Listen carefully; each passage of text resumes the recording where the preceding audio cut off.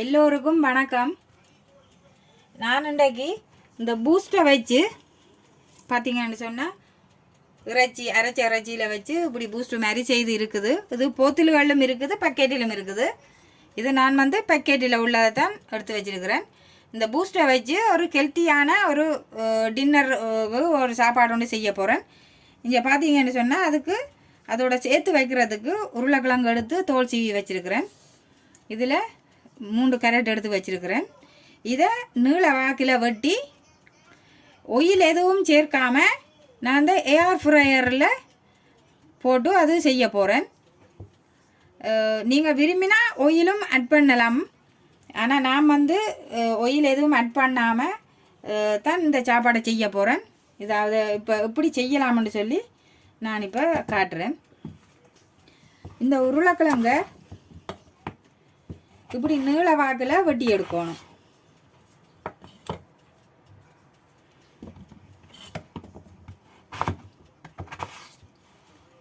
இதே மாதிரி இந்த கரட்டையும் இப்படி நீள வாக்கில் வெட்டி எடுக்கணும்.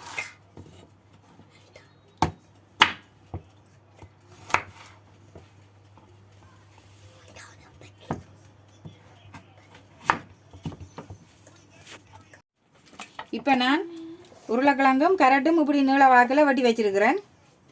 இனி இதோட இந்த பூஸ்டையும் இப்படி நீட்டாக வெட்ட போகிறேன். அது கொஞ்சம் ஐஸ் பிடிச்சிருக்கு, அதை அப்படி தட்டி போட்டு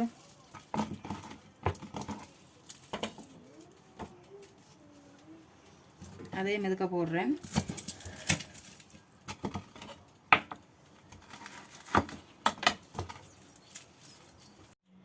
இப்போ நான் இது எல்லாம் வெட்டி எடுத்துட்டேன்.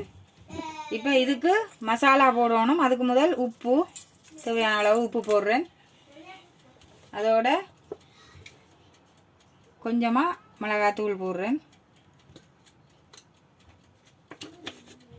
அதோட மஞ்சள் தூளும் கொஞ்சம் போடுறேன்.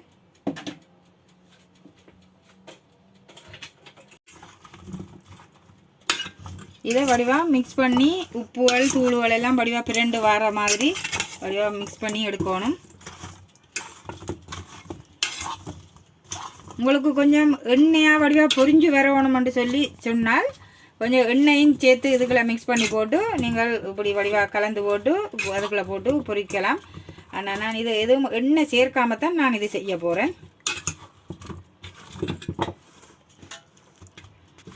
இப்போ நான் இது வடிவாக எல்லாம் மிக்ஸ் பண்ணி எடுத்துட்டேன். இப்போ நான் இது வடிவாக மிக்ஸ் பண்ணி எடுத்துட்டேன். இதை நான் இந்த ஏர் ஃப்ரையர் இதுக்குள்ளே போடுறேன்.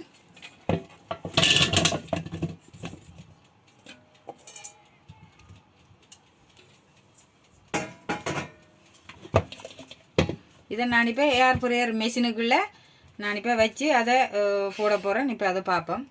ஏர் ஃப்ரையர் மெஷினுக்குள்ளே இதை வைக்கிறேன்.